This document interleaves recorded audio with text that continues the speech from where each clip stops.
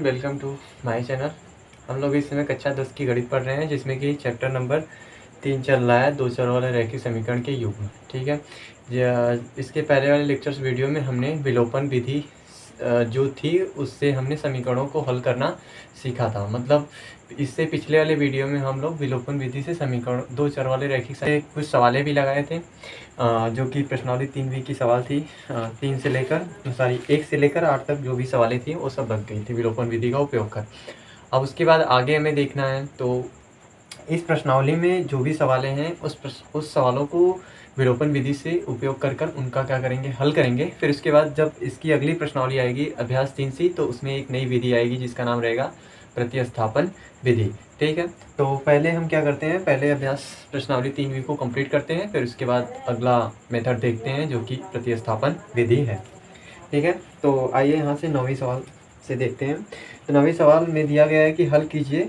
एक समीकरण दिया गया है x + y = 8, एक x - y = 2 दिया गया है। ठीक है। इन दोनों समीकरणों को हल करना है, मतलब जो भी x y की जो भी मान रहेंगे उन्हें हमें क्या करना होगा, निकालना होगा। तो यहाँ पर हम अभी एक ही विधि पढ़े हैं जो कि विलोपन विधि है, तो उसी विधि का उपयोग करेंगे और इन समीकरणों को हम क्या करेंगे, हल करेंगे। तो देखिए 9वीं सवाल है, जिसमें दिया गया है पहला समीकरण है x + y = 8 दिया गया है। ठीक है। फिर इसके बाद दूसरा दिया गया है x - y + 2 बराबर क्या दिया गया है, 0 दिया गया है। तो इसको समीकरण 1 मान लें। फिर इसको हम क्या करेंगे, इसको जो भी समीकरण है उसे हम व्यापक रूप में व्यक्त करते हैं, या फिर आसानी के लिए जो भी x y वाले टर्म्स हैं उसको हम एक तरफ कर लेते हैं, जो भी अचर पद है उसको हम एक साइड कर देते हैं। तो आइए यहाँ पर देखते हैं, वही करेंगे। तो x - y इधर ही रहने देते हैं, +2 है तो उधर भेज देंगे, तो क्या हो जाएगा -2। बराबर के दाएं तरफ हम भेज रहे हैं, तो इधर +2 है तो उधर जाकर क्या हो जाएगा, -2 हो जाएगा। तो वही यहाँ पर लिखा गया है, तो इसको समीकरण नंबर 2 मान लेंगे। ठीक है। अब उसके बाद इसमें हमें विलोपन विधि का उपयोग करना है, क्योंकि हम एक ही विधि जानते हैं अभी तक। तो उस विधि का उपयोग करने के लिए जो भी दोनों समीकरण दिए रहते हैं उन दोनों समीकरणों से किसी एक चर के गुणांक को क्या कराया जाता है, बराबर बनाया जाता है। ठीक है। तो यहाँ पर देखेंगे जैसे यक्स है चर और यक्स है, तो एक इसका भी गुणांक 1 है, इसका भी गुणांक 1 है, तो मतलब पहले से यहाँ से गुणांक x क्या है, बराबर है। फिर उसके बाद अगर y में देखना चाहे तो y का गुणांक 1 है, y का गुणांक भी 1 है, मतलब दोनों गुणांक क्या है, सेम है। ठीक है। तो यदि हम यहाँ से चाहें तो x को विलुप्त कर दें, चाहे y को विलुप्त कर दें। ठीक है। अगर यदि हम x को चाहेंगे विलुप्त करना, तो यहाँ पर देखिए x का जो भी साइन है वो क्या है, समान चिन्ह है। तो जब समान चिन्ह रहता है तो समीकरण को घटाया जाता है हल करने के लिए। यदि विपरीत चिन्ह हो तो उसे क्या किया जाता है, जोड़ा जाता है। ठीक है। तो यहाँ पर हम y को विलुप्त करना चाह रहे हैं, आप x को भी विलुप्त कर सकते हैं। तो यहाँ से अगर हम y को विलुप्त करेंगे तो इन दोनों समीकरणों को क्या करना होगा, जोड़ना होगा। क्यों? क्योंकि यहाँ पर जो चर है यहाँ पर प्लस है, यहाँ पर माइनस है, तो विपरीत चिन्ह है। तो जब विपरीत चिन्ह रहेगा तो इन दोनों को क्या करेंगे, जोड़ेंगे। तो आइए देखते हैं। तो यहाँ क्या करेंगे, समीकरण 1 व 2 को जोड़ने पर। ठीक है। विधि हम कौन सा यूज कर रहे हैं, तो यहाँ पर विधि यूज हो रहा है विलोपन विधि। ठीक है। तो इन दोनों समीकरणों को हमें जोड़ना है। तो x + y = 8 पहला समीकरण है। ठीक है। फिर इसके बाद दूसरा समीकरण है x - y = -2। अब इन दोनों को जोड़ना है, तो जोड़ लेते हैं। x में x जोड़ेंगे तो कितना आ जाएगा, 2x आएगा। फिर देखिए प्लस का y है, माइनस का y है, तो 1 + 1 - y कट कर 0 हो जाएगा पूरा। फिर बराबर क्या आ जाएगा, 8 में से 2 जाएगा। जोड़ना है इन दोनों को, तो 8 और +-2, तो यही होगा कुछ इस तरह से, 8 + -2। फिर 8 इसी तरह रहेगा, माइनस है बाहर प्लस है, अंदर माइनस है बाहर प्लस है, तो यहाँ पर माइनस का चिन्ह लग जाएगा, फिर 2 आ जाएगा। तो फिर 8 में से 2 जाएगा तो क्या बचेगा, 6 बचेगा। ठीक। तो वही यहाँ पर क्या करेंगे, लिख लेंगे। तो यहाँ से 2x बराबर कितना आ गया, 6 आ गया। तो यहाँ से x का मान निकालेंगे तो कितना आ जाएगा, 6/2। फिर x का मान निकालेंगे तो यहाँ से कितना आ जाएगा, 3 आ जाएगा। यहाँ 2 गुणे में था, अब गुणे में तो जब बराबर के इधर लेके जाएंगे, क्योंकि हमें x का मान पता करना है, 2x का मान नहीं पता करना है। तो x का मान निकालने के लिए 2 को हटाना होगा इधर से, और 2 को इधर से हटाएंगे तो इधर आकर क्या हो जाएगा, भाग हो जाएगा, क्योंकि इधर एक गुणे में है। तो यहाँ से x का मान कितना आ जाएगा, 3 आ गया। ठीक है। अब उसके बाद क्या किया जाएगा, y का मान निकाला जाएगा। तो y का मान निकालने के लिए x का मान किसी एक समीकरण में रख दें, तो लिख दें x का मान समीकरण 1 में रखने पर। x का मान समीकरण 1 में रखते हैं, तो समीकरण 1 पहले उतार लेते हैं। x + y = 8 है, x का मान क्या है, 3 है, तो यहाँ पर 3 रख देंगे, प्लस y बराबर कितना आ जाएगा, 8 आ जाएगा। ठीक। यहाँ से y बराबर निकालना चाहे तो 8 - 3 आ जाएगा, तो y बराबर यहाँ से कितना आ जाएगा, 5 आ जाएगा। ठीक है। तो कुछ इस तरह से आसानी से हमने इन दोनों समीकरणों को विलोपन विधि लगाकर हल कर दिया। मतलब यहाँ पर x का मान 3 आ गया, y का मान कितना आ गया, 5 आ गया। ठीक है, आई थिंक आप लोगों को समझ में आ रहा होगा। अब उसके बाद हम अगली सवाल देखते हैं, जो कि अगली सवाल दी गई है 10वीं सवाल। ठीक, 10वीं सवाल को भी सॉल्व करना है, हल करना है। तो देखिए 10वीं सवाल, तो 10वीं सवाल में दिया गया है कड़ी में 2x और प्लस कड़ी में 3y। ठीक है, और बराबर दिया गया है 0। फिर इसके बाद दूसरा समीकरण दिया गया है, इसको समीकरण नंबर 1 मान लें। फिर दूसरा समीकरण दिया गया है कड़ी में 3x और माइनस कड़ी में 8y। ठीक है, और बराबर दिया गया है 0। ठीक, इसको समीकरण नंबर 2 मान लें। ठीक है, अब इन दोनों में क्या करना है, दोनों को हल करना है। तो थोड़ा से यहाँ पर देखिए, जो ये कड़ी में 8 लिखा गया है, इसे हम क्या कर सकते हैं, सिंप्लीफाई कर सकते हैं। तो देखिए कड़ी में 8 को हम क्या लिख सकते हैं, तो 8 है तो 8 को इधर लिख देंगे, फिर इसका अभाज्य गुणनखंड करेंगे। तो देखिए 2 चौको 8, फिर 2 दूनी 4, 2 1 कम 2। ठीक है, तो 8 का अभाज्य गुणनखंड कितना आएगा, 2 गुणे 2 गुणे 2, 3 बार आएगा। ठीक है, यहाँ तक। अब उसके बाद एक कड़ी के अंदर है। ठीक है, तो यहाँ से इसको भी कड़ी के अंदर रखेंगे। अब देखिए 2 का पेयर बन गया, वर्गमूल निकालने वाला है तरीका वही। तो यहाँ से 2 क्या हो जाएगा, बाहर, क्योंकि 2 का पेयर बन गया तो 2 बाहर आ गया। और जिनका पेयर नहीं बने रहेगा उसको हम उसी तरह क्या रहेंगे, कड़ी में उसी तरह लिख देंगे। ठीक है, तो जो कड़ी में 8 था उसको हम 2 कड़ी में 2 लिख सकते हैं। हमने क्या किया, कड़ी में 8 को इस तरह दिखाने के लिए कड़ी में 8 का पहले हमने क्या कर दिया, अभाज्य गुणनखंड कर दिया। अभाज्य गुणनखंड करने के बाद जब अंडर रूट के अंदर या कड़ी के अंदर जो भी संख्या होती है, अगर उनका पेयर बन जाता है तो उनको हम बाहर निकाल देते हैं। पेयर मतलब युग्म या जोड़ा बन जाए। तो यहाँ पर 2 का जोड़ा बन गया तो 2 को बाहर निकाल दिए, 1 2 छूट गया तो 2 को उसी तरह कड़ी में छोड़ देंगे। ठीक है, तो जो कड़ी में 8 है उसको हम लिख सकते हैं 2 कड़ी में 2। तो इस वाले इक्वेशन को हम 2 ना मानकर थोड़ा सा इसे सिंप्लीफाई करके फिर लिख लेते हैं। तो देखिए इसको लिख सकते हैं कड़ी में 3x फिर माइनस 2 कड़ी में 2y बराबर 0। जो कड़ी में 8 था उसको हम 2 कड़ी में 2 लिखते हैं यहाँ से। ठीक है, अब उसके बाद आगे का प्रोसेस देखते हैं कि आगे क्या होगा। इसको समीकरण नंबर 2 मान लीजिए। अब इन दोनों समीकरणों को हल करना है, मतलब एक्स वाई का हमें क्या करना है, मान ज्ञात करना है। तो एक्स वाई का मान ज्ञात करने के लिए यहाँ पर हम कौन सा विधि का उपयोग करेंगे, विलोपन विधि का। तो विलोपन विधि का उपयोग करने से पहले हमें क्या करना होता है, किसी भी एक चर के गुणांकों को क्या किया जाता है, समान बनाया जाता है या बराबर बनाया जाता है। ठीक है, तो यहाँ हम चाह रहे हैं कि जो क्या नाम से x है और x है, मतलब जो x के गुणांक हैं उनको हम समान बनाना चाह रहे हैं। तो यहाँ पर x का गुणांक क्या है, कड़ी में 2 है, और उसके बाद यहाँ पर x का गुणांक कितना है, कड़ी में 3 है। फिर दोनों का क्या करेंगे, एलसीएम लेंगे। तो यहाँ से एलसीएम लेने के बाद कितना आएगा, कड़ी में 6 आएगा। ठीक है, अब इसको जो x का ये वाला गुणांक है इसको भी कड़ी में 6 बनाना होगा, और जो कड़ी में 3 है इसको भी कड़ी में 6 बनाना होगा। तो देखिए क्या करेंगे हम, अब जैसे कि यहाँ पर कड़ी में 2 है, ठीक, तो इसमें कितने से गुणा कर दें कि कड़ी में 6 हो जाए। तो देखिए कड़ी में 2 है, अब इसमें अगर हम कड़ी में 3 से गुणा कर दें तो कड़ी ऐसे पूरा लग जाएगा, फिर अंदर की जो संख्याएं हैं उनका गुणा हो जाएगा। तो 2 3 6, तो यहाँ से इस समीकरण में कितने से गुणा करना होगा, कड़ी में 3 से। तो कड़ी में 3 से गुणा करेंगे तो कितना आ जाएगा, कड़ी में 6 आ जाएगा। तो वही लिखेंगे अब यहाँ पर, समीकरण 1 में कड़ी में 3 से, और तथा अब 2 में पता करते हैं कि इसमें कितने से गुणा कर दें कि 6 बन जाए कड़ी में। तो देखिए यहाँ से कड़ी में 3 है, अब इसमें अगर हम कड़ी में 2 से गुणा कर दें तो फिर से कड़ी में 6 बन जाएगा कि नहीं। जो कड़ी है उसको पूरा बाहर तक लगा देंगे, जो भी संख्या उसके अंदर है उसका क्या करेंगे, गुणा कर लिख देंगे। ठीक है, तो इस वाले समीकरण में हम कितने से गुणा कर रहे हैं, कड़ी में 2 से। तो यहाँ पर लिखेंगे समीकरण 2 में कड़ी में 2 से गुणा करने पर।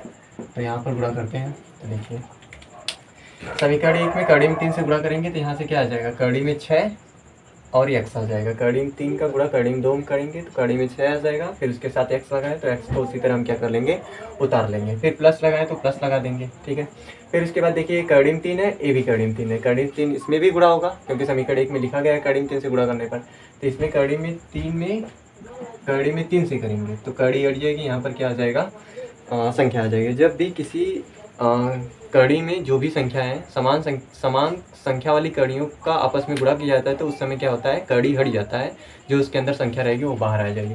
जैसे कि अगर कहीं लिखा गया है कड़ी में 5 गुणे कड़ी में 5 तो इसका आंसर क्या आएगा, 5। कहीं लिखा गया है कड़ी में 6 गुणे कड़ी में 6 तो इसका आंसर कितना आएगा, 6 आएगा। मतलब सेम संख्या कड़ी के अंदर है, उन दोनों का आपस में गुणा करेंगे 2 बार तो कड़ी क्या हो जाएगी, हट जाएगी। तो यहाँ से वही हो रहा है, कड़ी में 3 का इसमें गुणा करेंगे तो क्या आ जाएगा, 3, उसके साथ y है तो y आ जाएगा, फिर बराबर क्या आ जाएगा, 0 आ जाएगा। ठीक है। अब इसको समीकरण नंबर हम 3 मान लेते हैं। फिर उसके बाद इसमें कितने से करना है, कड़ी में 2 से, तो इसमें कड़ी में 2 से करेंगे तो कड़ी में 6 इंटू एक्स आ जाएगा। फिर उसके बाद ये माइनस है, ठीक है। अब माइनस 2 कड़ी में 2 है, 2 कड़ी में 2 से कितने से गुणा करना है, कड़ी में 2 से। तो देखिए 2 कड़ी में 2 गुणे कड़ी में 2, तो 2 इसी तरह रहेगा। फिर इन दोनों का गुणा करेंगे तो कितना आएगा, 2 आएगा। तो यहाँ से 2 दूनी 4 आ जाएगा। तो जो ए है तो यहाँ पर लिखेंगे 4y, फिर बराबर क्या है, 0 है। तो इसको समीकरण नंबर 4 मान लेंगे।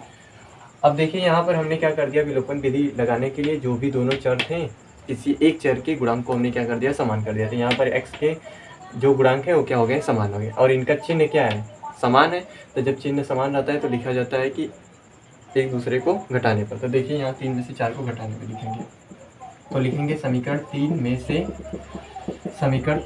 4 को घटाने पर, ठीक है। तो समीकरण 3 में से 4 को घटाना है, तो समीकरण 3 क्या है, 6 कड़ी में 6x और प्लस 3y बराबर 0 है, ठीक है। फिर दूसरा समीकरण क्या है, कड़ी में 6x, फिर उसके बाद माइनस 4y बराबर 0, ठीक है। और यहाँ पर लिख देंगे कौन सा विधि उपयोग कर रहे हैं, तो विलोपन विधि का उपयोग कर रहे हैं यहाँ पर, ठीक है। तो यहाँ से फिर क्या किया जाएगा, इनका घटाने पे जब भी लिखा जाता है तो जो नीचे वाला समीकरण रहता है उनका चिन्ह क्या किया जाता है, परिवर्तित किया जाता है। तो देखिए यहाँ पर प्लस का है तो यहाँ पर क्या दे देंगे, माइनस का चिन्ह। यहाँ माइनस है तो यहाँ प्लस का दे देंगे, ठीक है। इधर 0 है तो 0 से कुछ मतलब नहीं है यहाँ पर। तो ये पूरा कट जाएगा, 0 हो गया। अब उसके बाद बचा क्या, कड़ी में 3y और प्लस कड़ी में 4y। तो यहाँ से आ जाएगा 4 3 7। तो 3y और 4y दोनों को जोड़ेंगे आपस में तो कितना आएगा, 7y आएगा। तो 7y बराबर कितना आ जाएगा, 0 आ जाएगा, ठीक है यहाँ तक। फिर यहाँ से y बराबर निकालना चाहें तो y बराबर 0/7, ठीक। फिर y बराबर फाइनली कितना आ जाएगा, 0। अंश 0 हो जाए तो उसकी वैल्यू क्या हो जाएगी, पूरी 0 हो जाएगी, ठीक है। अब यह y का मान निकल गया। y का मान समीकरण 1 2 3 4 किसी में उठाकर रख दें तो हमें वहाँ से किसका मान प्राप्त होगा, x का। तो देखिए y का मान समीकरण 3 में रखने पर, तो y का मान हम समीकरण 3 में रख रहे हैं। तो समीकरण 3 क्या है, कड़ी में 6x और प्लस 3y बराबर क्या है, 0 है, ठीक। कड़ी में 6 इसी तरह रहेगा, x भी इसी तरह रहेगा, प्लस 3 गुणे y की जगह क्या रखना है, 0 बराबर क्या आ जाएगा, 0। तो यहाँ से कड़ी में 6x बराबर क्या आ जाएगा, 0, क्योंकि ये पूरा 0 हो जाएगा। तो 0 हो गया तो पूरा खत्म हो गया वहाँ से। यहाँ से x बराबर कितना आ जाएगा, 0 कड़ी में 6। ये इधर गुणे में हमें x का वैल्यू चाहिए, कड़ी में 6x का नहीं चाहिए। तो यहाँ से कड़ी में 6 को हटाना पड़ेगा। तो कड़ी में 6 इधर गुणे में, तो उधर जाकर क्या हो जाएगा, भाग में हो जाएगा। तो यहाँ से x बराबर फाइनली क्या निकल के आएगा, 0, क्योंकि इसका भी अंश 0 है। तो इस तरह से हमने सवाल नंबर 10 को लगाया तथा उसके सलूशन या हल आए हैं, y बराबर 0 और x बराबर 0 आए हैं, ठीक है। अब उसके बाद हम लोग अगली सवाल देखते हैं जो कि 11वीं सवाल है, ठीक है। तो 11वीं सवाल देखते हैं थोड़ा सा इसे क्या कह रही है इसमें। 11वें सवाल में दी गई कि हल कीजिए, समीकरण दिया गया है 3x, ठीक है, 3x माइनस 8y और बराबर क्या दिया गया है, 3 दिया गया है, ठीक है। इसको समीकरण नंबर 1 मान लें। तथा दूसरा दिया गया है x बराबर 3y दिया गया है, ठीक है। तो देखिए यहाँ से एक समीकरण दिया गया है, एक समीकरण दिया गया है। इसको अगर हम लिखना चाहें सिस्टमेटिकली तो इस तरह लिख सकते हैं, बराबर 0, समीकरण नंबर इसे हम 2 मान लें, ठीक है यहाँ तक। तो समीकरण 1 और 2 इनको हल करना है। तो हल करने के लिए कौन सा विधि का उपयोग करेंगे, विलोपन विधि का। तो विलोपन विधि का उपयोग करने से पहले जो भी दोनों समीकरण रहते हैं उनमें जो भी चर रहेंगे उनके एक चर के गुणांक को हमें क्या करना होगा, समान करना होगा। फिर उसके बाद हम जोड़ या घटा के विलुप्त करेंगे उनको। तो देखिए यहाँ पर x 3x है, यहाँ पर x 1 है, मतलब यहाँ पर x का गुणांक 1 है, यहाँ पर 3 है, यहाँ पर 1 है। तो ये x के गुणांक समान नहीं है, ठीक है। y का देखेंगे तो यहाँ पर 8 है, यहाँ पर 3 है, y का भी नहीं समान है। तो किसी एक का हम भी समान कर सकते हैं। तो देखिए हम x का समान करना चाह रहे हैं, तो यहाँ पर 3x पहले से है। अगर इसमें हम 3 से गुणा कर दें समीकरण में तो क्या ये भी 3x हो जाएगा। तो इस तरह से 3x क्या हो जाएंगे, समान हो जाएंगे। फिर उसके बाद हम उसका क्या कर लेंगे, विलोपन कर लेंगे। तो यहाँ पर लिखेंगे समीकरण 2 में 3 से गुणा करने पर।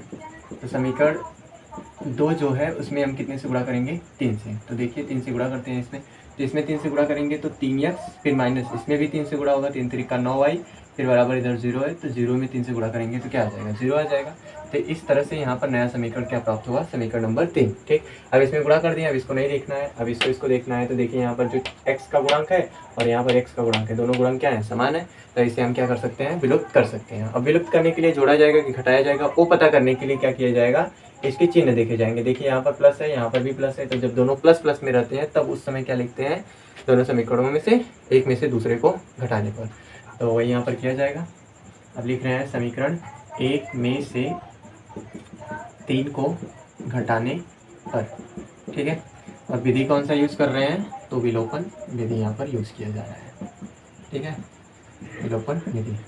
अब उसके बाद समीकरण 1 क्या है, 3x - 8y बराबर 3 है। फिर इसके बाद समीकरण 3 क्या है, 3x - 9y बराबर क्या है, 0 है। अब इनको घटाया जा रहा है तो चिन्ह परिवर्तित किया जाता है नीचे वाले समीकरण का। तो देखिए यहाँ पर +3x, तो यहाँ पर -3x, यहाँ पर -9y तो +9y, ठीक। तो यहाँ से +3x - 3x, तो 3x में से 3x जाएगा तो क्या बचेगा, 0 बचेगा। तथा इन्हें क्या किया जाएगा, काट दिया जाता है। तो यहाँ से देखिए -8y और +9y, -8y और +9y बचा है। तो 1 - 1 प्लस रहता है, तो उस स्थिति में क्या करते हैं, घटाते हैं। तो देखिए 8 में से 9 में से 8 जाएगा तो y बचेगा, 1y। फिर उसके बाद देखिए 8 बड़ा है कि 9, तो 9 बड़ा है, तो जिसका जो बड़ा रहता है उसी का चिन्ह यहाँ पर लगाते हैं। क्या किया जाता है, जब भी 1 - 1 प्लस मिल रहा है आपको, तो उस स्थिति में क्या करते हैं, घटाते हैं। बड़ी में से छोटी संख्या घटा लेते हैं। तो यहाँ से 9y में से 8y घटाएंगे तो 1y बचेगा और चिन्ह उसका लगाएंगे जो बड़ा हो। तो देखिए यहाँ पर 8 छोटा है, 9 बड़ा है, तो 9 के आगे कौन सा चिन्ह है, प्लस का साइन, तो यहाँ पर प्लस का साइन लग जाएगा। तो यहाँ से आ जाएगा y, फिर उसके बाद बराबर। अब यहाँ पर भी माइनस का चिन्ह लगेगा, तो 3 में से 0 घटेगा तो क्या आ जाएगा, 3 आ जाएगा। तो यहाँ से y का मान निकल के आ गया 3 आ गया, ठीक है। अब उसके बाद y का मान निकल गया तो हमें x का मान निकालना होगा। तो लिखेंगे क्या नाम से, y का मान समीकरण किसी में भी रख दें, तो समीकरण 2 में रखने पर देखिए समीकरण 2 उतार लें, x - 3y बराबर 0 दिया गया है, सही है तक। अब उसके बाद x का मान निकालना है तो x इसी तरह छोड़ दें, फिर -3 गुणे y का मान कितना है 3, तो यहाँ पर 3 रख देंगे, बराबर 0 आ जाएगा। तो यहाँ से x - 9 बराबर 0 आ गया। तो अगर यहाँ से x का मान निकालना चाहें तो x का मान निकल के आएगा, -9 है तो उधर भेजेंगे तो क्या हो जाएगा, प्लस का 9। तो यहाँ से x बराबर क्या निकल के आ गया, 9 आ गया, ठीक है। तो कुछ इस तरह से 11वें सवाल की जो भी समीकरण दिए गए थे उनके हल प्राप्त होते हैं, जो कि y बराबर 3 प्राप्त होता है और x बराबर कितना प्राप्त होता है, 9 प्राप्त होता है, ठीक है। अब इसी तरह सिमिलरली जो 12वीं सवाल है सेम इसी तरह लगेगा। तो आइए 12वीं की भी देखिए क्या कह रही है सवाल, फिर उसे लेकर चलते हैं आगे की तरफ। देखिए 12वीं सवाल है। 12वें सवाल में दिया गया है, पहला समीकरण है 2x प्लस y बराबर 5 है, ठीक। इसको समीकरण नंबर 1 मान लें। फिर तथा दूसरा दिया गया है 3x और प्लस 2y और बराबर कितना दिया गया है, 8 दिया गया है। इसको समीकरण नंबर 2 मान लेंगे, ठीक है। अब इन दोनों समीकरणों को क्या करना है, हल करना है। तो फिर तो यही विधि लगेगा, विलोपन विधि। तो विलोपन विधि लगाने से पहले किसी एक चर के गुणांकों को क्या किया जाता है, समान किया जाता है। तो वही करेंगे यहाँ पर। देखिए आप चाहे तो x का समान कर सकते हैं, आप चाहे तो y का समान कर सकते हैं, ठीक है। x का समान करना चाहेंगे तो देखिए इसमें 3 2, इन दोनों को समान करने के लिए नहीं पता चल रहा है कि कितना आएगा, तो उन दोनों का लस निकाल देंगे। तो 2 और 3 का लस निकालेंगे तो 6 आएगा।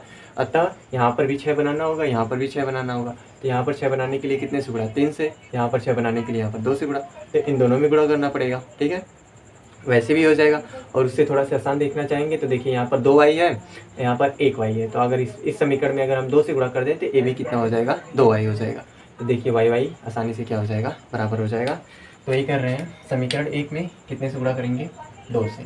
तो समीकरण 1 में 2 से गुणा करने पर, तो देखिए गुणा कर रहे हैं तो यहाँ से 2 से गुणा करेंगे तो 2 दूनी 4x आ जाएगा, प्लस 2 से इसमें करेंगे तो 2y आ जाएगा, बराबर यहाँ 2 से करेंगे तो 2 बच्चे 10 आ जाएगा। तो इस तरह से समीकरण नंबर 3 प्राप्त हो गया। अब इसको हटा देंगे, ठीक है। आप देखिए समीकरण 2 को और समीकरण 3 को देखिए, तो इसमें देखिए 2y समान दिख रहे हैं। तो अब इन y के चर को हम क्या कर सकते हैं, विलुप्त कर सकते हैं। अब विलुप्त करने के लिए देखा जाएगा कि जोड़ा जाएगा कि घटाया जाएगा। तो उस स्थिति में हम देखेंगे यदि इनका चिन्ह समान है, तो जब चिन्ह समान है तो उस स्थिति में क्या लिखेंगे, इसमें से इसको घटाने पर। अगर ये चिन्ह विपरीत रहता है, 1 + 1 माइनस रहता है, तो वहाँ पर क्या लिखते हैं, जोड़ने पर। तो देखिए यहाँ पर लिखेंगे समीकरण 2 में से, ठीक है, 2 में से 3 को घटाने पर। तो समीकरण 2 में से 3 को घटाएंगे तो समीकरण 2 क्या है, 3x + 2y बराबर कितना दिया गया है, 8। फिर इसके बाद समीकरण नंबर 3 कितना दिया गया है, तो 4x और प्लस 2y बराबर कितना दिया गया है, 10, ठीक है। अब इसमें से इसको हम क्या करेंगे, घटाएंगे। तो घटाने के लिए जो नीचे समीकरण रहता है उसका चिन्ह क्या किया जाता है, परिवर्तित किया जाता है। तो वही करेंगे। तो देखिए +1 थे, यहाँ से -4x, प्लस 2y तो -2y, फिर यहाँ पर प्लस है, यहाँ पर माइनस हो जाएगा, ठीक है यहाँ तक। अब उसके बाद देखिए क्या हो रहा है यहाँ पर, 3x में से 4x घटाने के लिए बोल रहा है, क्योंकि यहाँ पर अब चाहे साइन परिवर्तित कर दिए तो माइनस लेकर चलना है यहाँ पर। तो 3x में से 4x घटा रहा है, तो छोटी संख्या में से जब भी बड़ी संख्या घटाई जाती है तो उस स्थिति में क्या की जाती है, माइनस का चिन्ह आगे दिया जाता है।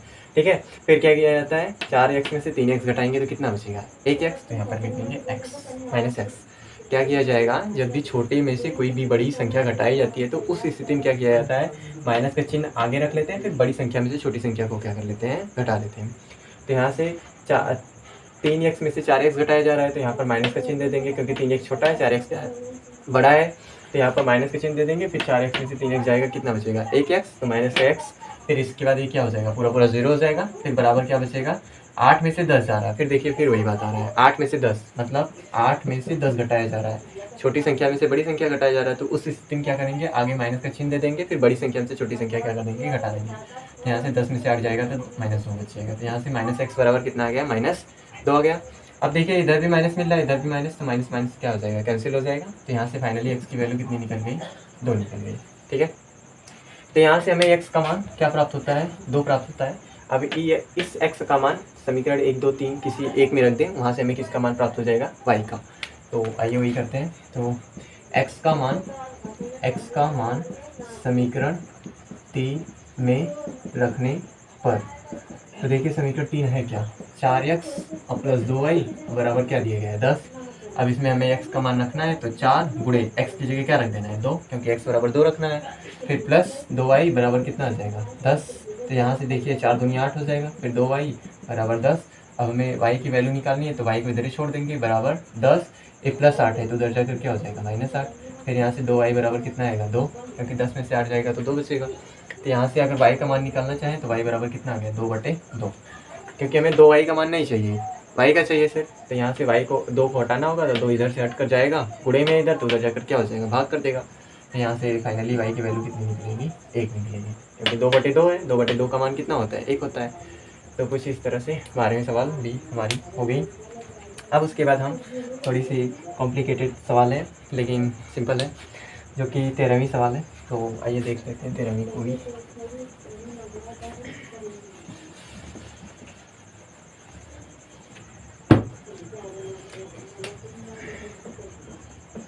तेरहवीं सवाल में समीकरण दिए गए हैं, 2 समीकरण दिए गए हैं जिनको क्या करना है, हमें हल करना है। एक समीकरण दिया गया है x माइनस वाई बराबर दिया गया है a² माइनस ab और प्लस b²। एक समीकरण नंबर 1 दिया गया है। फिर दूसरा समीकरण दिया गया है x प्लस वाई बराबर a² और प्लस ab और प्लस क्या दिया गया है, b²। ये समीकरण नंबर 2 दिया गया है। अब इन दोनों समीकरणों को क्या करना है, हल करना है, मतलब हमें एक्स वाई का मान निकालना है। तो एक्स वाई का मान निकालने के लिए हम विलोपन विधि का उपयोग करेंगे, क्योंकि अभी तक हम लोग कौन सी विधि जानते हैं, विलोपन विधि जानते हैं। अब इसके जस्ट अगले वाले एक्सरसाइज में क्या आएगा, अगली विधि आएगी जिसका नाम रहेगा प्रतिस्थापन विधि रहेगा। तो फिलहाल इसको देखते हैं। तो विलोपन विधि लगाने से पहले जो भी चर रहता है उनको समान बनाया जाता है, चर के गुणांकों को। तो देखिए यहाँ से पहले से चर के गुणांक समान है, एक्स का भी एक गुणांक है, यहाँ पर भी एक है, वाई का भी सेम है। किसी एक को चाहे तो हम यहाँ पर क्या कर सकते हैं, विलुप्त कर सकते हैं। तो देखिए हम y को विलुप्त कर रहे हैं, तो y को विलुप्त करने के लिए देखेंगे उनका चिन्ह क्या है। तो चिन्ह यहाँ का है विपरीत है, 1 + 1 - है, तो क्या करेंगे, जोड़ने पर वही लिखा जाएगा यहाँ पर, समीकरण 1 तथा 2 को जोड़ने पर। ठीक है, जोड़ने पर। अब विधि कौन सी लग रही है, तो विलोपन विधि लग रही है यहाँ पर। ठीक है, अब समीकरण इसको दोनों को जोड़ेंगे तो x माइनस वाई बराबर कितना आ जाएगा, a² माइनस ab और प्लस b²। ठीक है, और x प्लस वाई बराबर कितना आ जाएगा, a² plus ab plus b²। अब इन दोनों को क्या करना है, जोड़ना है, तो जोड़ रहे हैं। तो देखिए x कितना हो जाएगा, 2x हो जाएगा। फिर देखिए माइनस का y प्लस का y पूरा कट के 0 हो जाएगा। फिर बराबर a², तो ab प्लस का है, तो a² कितनी बार हो जाएगा, 2 बार, तो 2a² हो जाएगा। फिर देखिए minus ab plus ab cut जाएगा 0। फिर देखिए b², एक b², तो कितने हो जाएंगे, 2b² हो जाएगा यहाँ से। सही है। अब उसके बाद थोड़ा सा इसे और सॉल्व करेंगे, तो देखिए यहाँ पर 2 कॉमन है, तो 2 कॉमन करेंगे तो a² प्लस b² बचेगा अंदर कोष्टक के अंदर। ठीक है यहाँ तक। फिर x का हमें मान निकालना है, तो 2a² प्लस b² इसी तरह रहेगा। फिर ये 2 गुणे में था, तो इधर आकर क्या हो जाएगा, भाग कर देगा, तो बटे 2 हो जाएगा। अब देखिए 2 से 2 पूरा कैंसिल हो गया, तो यहाँ से x का वैल्यू कितना आ गया, a² प्लस b² आ गया। तो यहाँ से हमने आसानी से किसका मान निकाल लिया है, एक्स का मान निकाल लिया। अब इसी एक्स का मान उठाकर समीकरण किसी एक या दो में रख देंगे तो हमें किसका मान प्राप्त हो जाएगा, वाई का। तो देखिए एक्स का मान समीकरण एक में हम रखते हैं, एक में नहीं दो में रख देते हैं, किसी में रख लीजिए। एक्स का मान समीकरण दो में रखने पर तो समीकरण दो है क्या, एक्स प्लस वाई बराबर क्या आ जाएगा, ए स्क्वायर और प्लस ए बी और प्लस बी स्क्वायर आ जाएगा। ठीक है, एक्स का मान कितना आया है, ए स्क्वायर प्लस बी स्क्वायर, तो इसके एक्स की जगह हम रख देंगे ए स्क्वायर प्लस बी स्क्वायर और प्लस वाई इसी तरह रहेगा एज इट इज।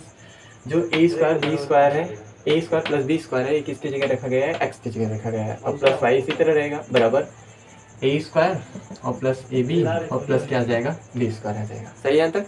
अब हमें किसका मान निकालना है, वाई का। तो देखिए वाई को छोड़कर बाकी सब चीज़ उधर भेज देंगे, तो वाई बराबर, अब इन दोनों को उधर भेजना है तो पहले जिधर जा रहे हैं उधर के जो भी संख्याएं हैं या जो भी टर्म्स हैं उनको पहले लिखेंगे। तो देखिए ए स्क्वायर और प्लस ए बी और प्लस बी स्क्वायर पहले से था, अब यहाँ से प्लस ए स्क्वायर इधर जाएगा तो माइनस ए स्क्वायर हो जाएगा, यहाँ से प्लस बी स्क्वायर इधर जाएगा तो माइनस बी स्क्वायर हो जाएगा। ठीक है, बस ये दोनों थे क्योंकि इन्हें दोनों को ले जाना था उधर। अब देखिए plus A square minus A square cut के जीरो हो गया, फिर plus B square minus B square cut कर पूरा जीरो हो गया। तो यहाँ से वाई की वैल्यू कितनी प्राप्त हो गई हमें, वाई बराबर ए बी। तो कुछ इस तरह से हमने समीकरण सवाल नंबर 13 को लगाया, जिसमें इन दोनों समीकरणों को हल करने पर एक्स का मान कितना आता है, ए स्क्वायर प्लस बी स्क्वायर आता है, फिर उसके बाद वाई का मान कितना आता है, ए बी आता है। ठीक है, अब हम लोग अगली सवाल देखते हैं जो कि 14वीं सवाल है, फिर इसके बाद एक सवाल और छूटेगी जो कि 15वीं है। तो देखिए यहाँ पर 14वीं सवाल है। 14वीं सवाल में कह रहा है कि हल कीजिए, दो समीकरण दिए गए हैं, 2x प्लस 3y बराबर 18, 4x प्लस 6y बराबर कितना दिया गया है, 17 दिया गया है। तो आइए इसको भी हल कर लेते हैं। तो पहला समीकरण दिया गया है 2x प्लस 3y बराबर 18, समीकरण नंबर इसको 1 मान लेते हैं। फिर इसके बाद दूसरा दिया गया है 4x प्लस 6y और बराबर कितना दिया गया है, 17 दिया गया है। ठीक है, इसको समीकरण नंबर 2 मान लेते हैं। अब इन दोनों समीकरणों को हल करके हमें क्या करना है, हल निकालना है। तो हल निकालने के लिए विलोपन विधि का उपयोग किया जाएगा, और विलोपन विधि को उपयोग करने के लिए सबसे पहले क्या किया जाता है, कोई भी एक चर के गुणांक को क्या किया जाता है, समान बनाया जाता है। तो अगर यहाँ से x को समान बनाना चाहें तो बना सकते हैं आसानी से। तो देखिए हम x को समान बनाना चाह रहे हैं, तो यहाँ पर x का गुणांक क्या है, 4 है, यहाँ पर 2 है। तो अगर इस समीकरण में अगर हम 2 से गुणा कर दें तो क्या ये भी 4 हो जाएगा आराम से। तो यहाँ पर वही लिखा जाएगा, समीकरण 1 में 2 से गुणा करने पर। तो देखिए अब समीकरण 1 में 2 से गुणा कर रहे हैं, तो यहाँ पर 2 से गुणा करेंगे तो 4x आएगा, प्लस 2 से इसमें गुणा करेंगे तो 2 3 6y बराबर 2 से इसमें भी होगा 18 दूनी 36। तो यहाँ से समीकरण नंबर हमें 3 प्राप्त हो गया। अब इसको हटा देना है क्योंकि उसमें गुणा हो गया है। अब उसके बाद इसको देखना है 2 और 3 को, तो 2 और 3 को देखेंगे तो यहाँ पर जो x वाला टर्म्स है उसके गुणांक क्या है, समान है। और गुणांक समान होने के बाद यदि उन्हें विलुप्त किया जाता है तो विलुप्त करने के लिए या तो जोड़ा जाता है या तो घटाया जाता है। अब कब जोड़ा जाएगा, जब दोनों की चिन्ह क्या हो, विपरीत हो, 1 प्लस 1 माइनस हो तो जोड़ा जाएगा, और जब दोनों की चिन्ह समान हो तो उस स्थिति में क्या किया जाएगा, घटाया जाएगा। तो देखिए यहाँ पर 4x प्लस 4x, तो ए बी प्लस में, तो यहाँ पर क्या किया जाएगा, घटाया जाएगा। तो ये करेंगे यहाँ पर समीकरण 2 में से किसको घटाने पर, 3 को घटाने पर। ठीक है, तो समीकरण 2 है, उसमें से किसको घटाएंगे, 3 को घटाएंगे। तो देखिए समीकरण 2 है 4x और प्लस 6y बराबर क्या है, 17 है। ठीक है, फिर तीसरा समीकरण है 4x प्लस 6y बराबर कितना है, 36 है। अब इन दोनों को क्या करेंगे, हल करेंगे। विधि कौन सी लग रही है, तो विलोपन विधि लग रही है, विलोपन विधि। ठीक है, तो अब उसके बाद देखिए घटाने के लिए क्या किया जाता है, जो नीचे का समीकरण होता है उनकी चिन्ह को परिवर्तित किया जाता है। प्लस 4y तो यहाँ पर माइनस 4y हो जाए, 4x हो जाएगा, प्लस का है तो माइनस, प्लस का है माइनस हो जाएगा। ठीक है, अब देखिए 4x में से 4x कट गया, पूरा 0 हो जाएगा। यहाँ से 6y में से 6y भी कट गया, पूरा 0 हो गया। तो यहाँ से इधर पूरा 0 हो गया, इधर क्या आ जाएगा, माइनस। अब 17 में से 36 घटाना है तो 17 माइनस 36 करेंगे। ठीक है, तो छोटा हमसे बड़ा घटा रहे हैं तो क्या करेंगे, आगे माइनस का चिन्ह देकर बड़े हमसे छोटा घटा देंगे, तो कितना आ जाएगा, 19 आएगा, माइनस का 19। ठीक है, तो यहाँ से माइनस का 19 आ गया। अब देखिए इसमें क्या हो गया, जो भी दोनों चर थे, दोनों चर क्या हो गए, विलुप्त हो गए, मतलब दोनों गायब हो गए इसमें से। तो इस स्थिति में क्या किया जाएगा, जब दोनों चर विलुप्त हो जाए तो उस स्थिति में लिखा जाएगा कि इन दोनों समीकरणों का कोई हल नहीं है।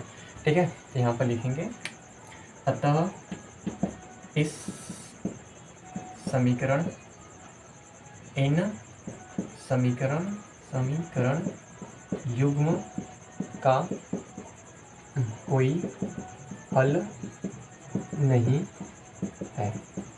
ठीक है, जब दोनों समीकरणों को सॉल्व किया जाए, विलोपन विधि लगाया जाए, यदि दोनों चर विलुप्त हो जाए तो उस स्थिति में एक लाइन नीचे लिख दी जाएगी कि इन समीकरण युग्म का कोई भी हल नहीं होगा, क्योंकि दोनों चर गायब हो गए। अब किसी एक का मान निकला ही नहीं तो कैसे दूसरा का निकलेगा। तो यहाँ से इस स्थिति में यही बात लिखी जाएगी कि अतः इन समीकरण युग्म का कोई हल नहीं है। फिर उसके बाद हम लोग अब 15वीं सवाल देखते हैं, जो कि इस प्रश्नावली की लास्ट सवाल है। तो देखिए यहाँ पर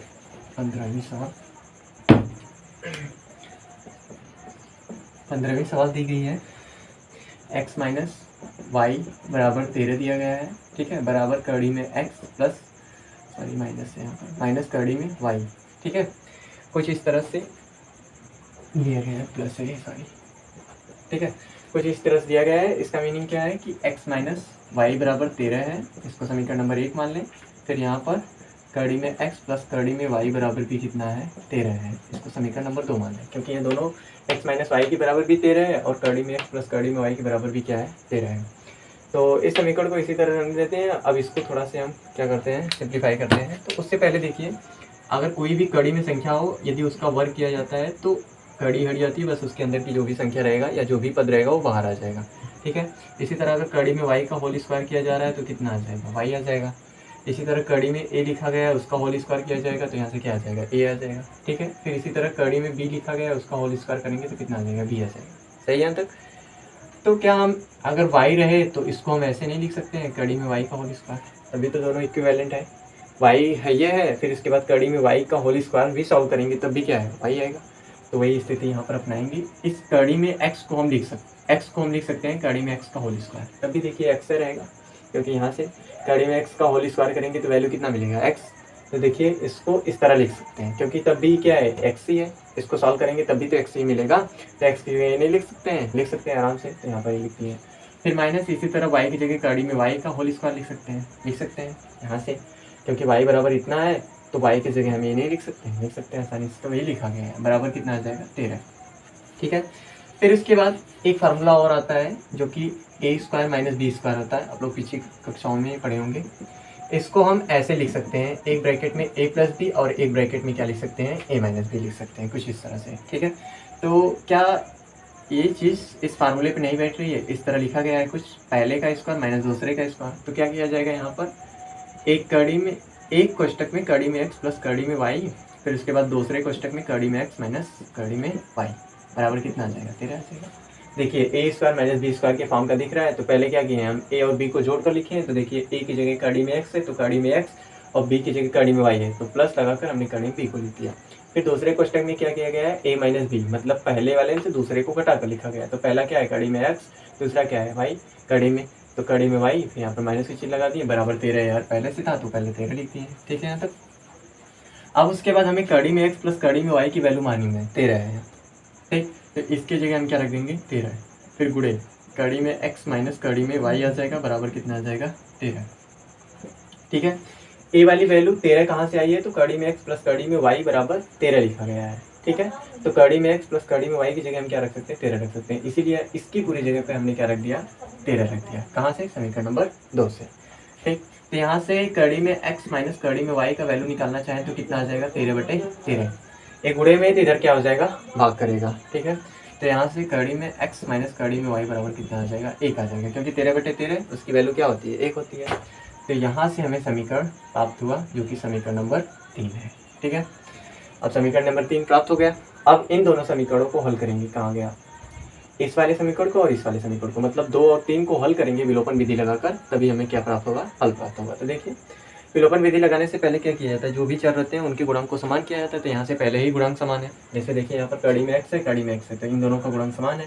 फिर यहाँ पर कड़ी में y है, कड़ी में y, यहाँ पर भी गुणांक एक है, यहाँ पर भी गुणांक एक है। तो किसी एक को हम विलुप्त कर दें, तो यहाँ से हम क्या कर रहे हैं, y को विलुप्त करना चाह रहे हैं, क्योंकि x को भी विलुप्त कर देंगे तो x को विलुप्त करने के लिए घटाना पड़ेगा, y को विलुप्त करने के लिए क्या करना होगा, जोड़ना होगा। तो हम यहाँ पर क्या नाम से y को विलुप्त करना चाह रहे हैं, तो लिखेंगे समीकरण 2 तथा 3 को जोड़ने पर। ठीक है, जोड़ इसलिए रहे हैं क्योंकि यहाँ पर प्लस का चिन्ह, यहाँ पर माइनस का चिन्ह, विपरीत चिन्ह है तो जोड़ेंगे। और विधि कौन सी लग रही है, विलोपन विधि लग रही है यहाँ पर, ठीक है। अब उसके बाद देख लेते हैं समीकरण समीकरण ऊपर देखते हैं यहाँ पर। तो समीकरण 2 तथा 3 को जोड़ने पर, तो समीकरण 2 क्या है, कड़ी में x प्लस कड़ी में y बराबर 13 है। और समीकरण नंबर 3 क्या है, कड़ी में x माइनस कड़ी में y बराबर कितना है, 1 है, ठीक है। अब इन दोनों को जोड़ेंगे तो यहाँ से कट जाएगा, पूरा 0 हो जाएगा। तो यहाँ से बचेगा 2 कड़ी में x बराबर कितना आ जाएगा, 13 1 14 आ जाएगा यहाँ से। तो यहाँ से आएगा कड़ी में x बराबर 14/2 आ जाएगा। फिर यहाँ से आ जाएगा कड़ी में x बराबर कितना आ जाएगा, 7। जब 14 हम 2 से भाग करेंगे तो कितना आ जाएगा, 7 आ जाएगा। अब यहाँ पर हमें कड़ी में x का मान प्राप्त हुआ है, जो कि समीकरण को हल करते समय हमें x और y का मान निकालना होता है। तो यहाँ पर किसका मान प्राप्त हुआ है, कड़ी में x का। तो हमें x का मान निकालना है, तो यहाँ से कड़ी हटाना होगा। तो जब कड़ी हटाने के लिए क्या करना होगा, दोनों पक्षों का वर्ग करना होगा।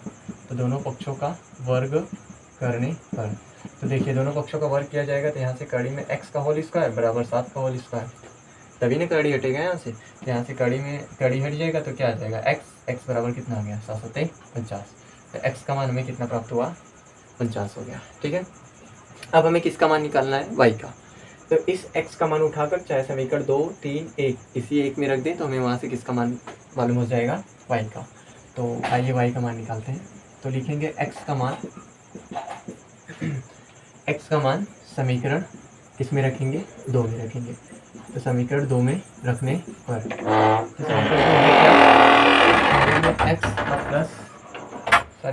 यहाँ पर कड़ी में x और प्लस कड़ी में y आएगा, बराबर कितना आ जाएगा, 13 आ जाएगा, ठीक है। अब हमें किसका मान रखना है, x का। तो x की जगह कड़ी इसी तरह लगी रहेगी, x की जगह रख देना है क्या, यहाँ पर 49 और प्लस कितना आ जाएगा, कड़ी में y बराबर कितना आ जाएगा, 13 आ जाएगा। अब देखिए जो कड़ी में 49 है, 49 कहाँ से आया, तो जो x का मान था वही x का मान उठाकर यहाँ पर रखें, कड़ी उसी तरह रहेगी। और जो x का मान 49 आया उसको यहाँ पर रख दिया है। अब कड़ी में 49 का मान निकालना है, मतलब उसका क्या निकालना है, वर्गमूल निकालना है। तो आई थिंक आप लोगों को तो इतना आता ही होगा। तो कड़ी में 49 का मान निकालेंगे तो कितना आ जाएगा, 7 आ जाएगा, ठीक है। अब प्लस यहाँ से कड़ी में y बराबर कितना आ जाएगा, 13। यहाँ से कड़ी में y बराबर कितना आ जाएगा, 13 - 7, ठीक है। तो यहाँ से कड़ी में y बराबर फाइनली कितना आ जाएगा, 6 आ जाएगा। 13 में से 7 जाएगा तो यहाँ पर क्या बचेगा, 6 बचेगा। अब हमें कड़ी में y की वैल्यू नहीं चाहिए, हमें किसकी चाहिए, y की चाहिए। तो यहाँ से कड़ी को हटाना होगा। तो कड़ी को हटाने के लिए क्या करना होगा, दोनों पक्षों का वर्ग करना होगा। तो यहाँ पर लिखेंगे वही, दोनों पक्षों का वर्ग करने पर। तो जब दोनों पक्षों का वर्ग किया जाएगा तो कड़ी में y स्क्वायर बराबर 6 का स्क्वायर। तो यहाँ से y बराबर कितना आ जाएगा, 6 × 36, ठीक है। तो कुछ इस तरह से यहाँ तक 15वीं सवाल लगी है, जो कि कुछ इस तरह से हमारी विलोपन विधि पे जो भी आधारित सवाल थे वो पूरे क्या हुए, कंप्लीट हुए हैं। यदि आप लोगों को जहाँ पर भी डाउट होगा तो उसे आप लोग कमेंट बॉक्स में कमेंट कीजिएगा। तो फिर उसके बाद अगले वीडियो लेक्चर्स में हम कवर करेंगे प्रतिस्थापन विधि, मतलब प्रतिस्थापन विधि का उपयोग कर हम कैसे 2 चर वाले रैखिक समीकरणों को हल करेंगे। फिर उसके बाद एक अगली विधि आएगी जिसका नाम है वज्र गुणन विधि, उसका भी उपयोग कर हम हल करेंगे। फिर उसके बाद रैखिक समीकरण पर आधारित कुछ शाब्दिक प्रश्न होंगे, फिर उसको क्या किया जाएगा वहाँ पर